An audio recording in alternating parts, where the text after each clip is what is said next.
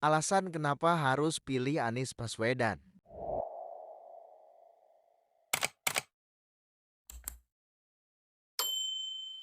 Pesta Demokrasi Indonesia akan digelar pada tanggal 14 Februari mendatang.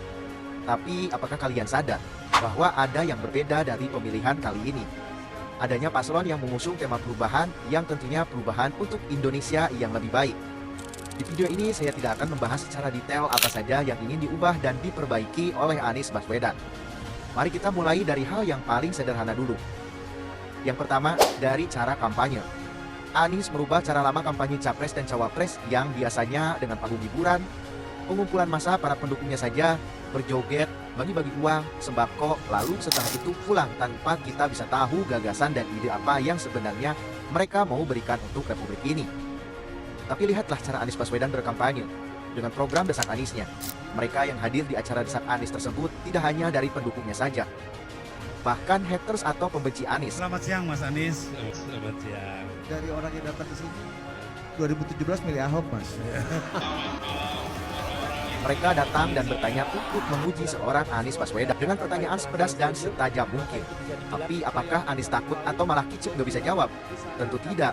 Anies selalu jawab dengan jawaban di luar dugaan, yang justru membuat si penanya tidak hanya terjawab atas pertanyaannya, tapi malah balik kagum atas jawaban cerdas yang diberikan Pak Anies. Capres paling miskin. Ya, memang Pak Anies adalah capres termiskin. Anda capres yang paling miskin, Mas. Karena paling miskin, tiap kampanye mana ada bagi-bagi uang atau sembako, mana ada bagi-bagi kaos atau jaket. Justru Pak Anies lah yang diberi kaos, Pak Anies yang diberi jaket. Bahkan pernah loh, Pak Anies itu diberi nasi kotak oleh masyarakat. Bukti ketulusan masyarakat mendukung Pak Anies. Datang bukan untuk mengharapkan sesuatu yang lain, tapi datang untuk bisa bertemu dan bertukar pikiran, bertanya secara langsung dengan Pak Anies. Balihonya paling sedikit di antara capres-capres lainnya. Seperti yang sudah saya sampaikan tadi, karena capres paling miskin, baliho Anies juga jarang banget kita temui di jalan-jalan. Tapi walaupun balihonya nggak ada di mana-mana, yang penting capresnya ke mana-mana, membawa ide dan gagasan, mensosialisasikan program-program kerjanya.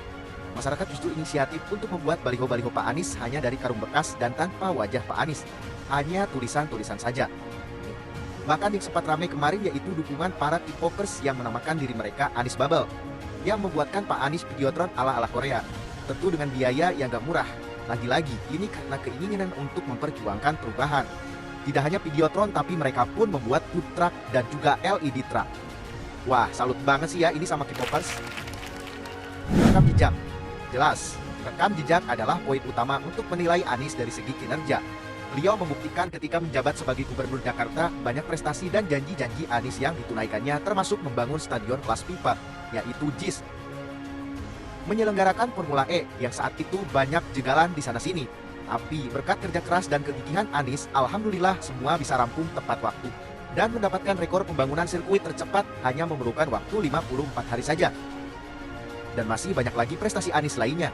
Yang itu saja sudah membuat saya iri dengan warga Jakarta yang mempunyai gubernur seperti Bapak Anies Rashid Baswedan. Sekarang inilah kesempatan kita warga Indonesia untuk melihat prestasi Anies membangun Jakarta bisa diterapkan untuk pembangunan seluruh Indonesia. Itu hanya sedikit alasan untuk mendukung Anies Baswedan. Gimana menurut teman-teman? Yuk berdiskusi di kolom komentar. Salam perubahan.